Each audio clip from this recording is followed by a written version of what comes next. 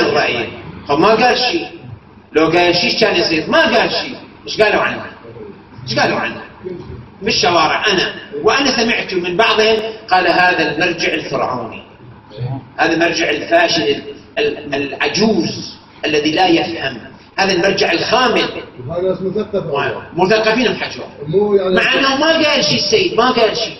فشوفوا إخوان إيش قد خطورة أن واحد يدخل في المعمعة، خصوصا مقام المرجعية.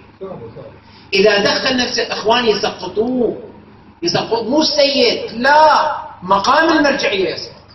أنتوا شفتوا أنه كيف في ليلة وضحاها، الله شاهد، ليلة وضحاها، كان على واحد ما أجيب اسمه تعرفوه كلكم، كان عليه مذكرة إلقاء قبض، رجل دين لابس عمامة، عليه مذكرة إلقاء قبض في قضايا صارت بالناصرية وكربلاء، قتلوا من قتل، ليلة وضحاها.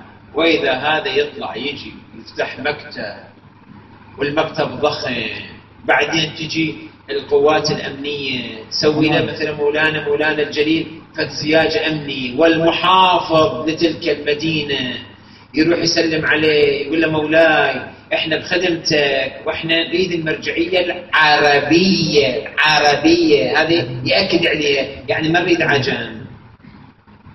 سواه لو ما سواه؟ والله أنا أقسم هؤلاء الذين إذا بقوا أول ما يبدأوا بالحوزة، أول ما يبدأ بهؤلاء المراجع الذين وقفوا أمامه.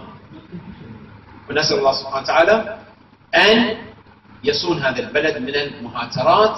ولذلك شيخنا لن ندخل نبين بس صفات، نبين بس قضايا، والله هو المستعان عليها. على أي حال هذا ما عندنا. أنا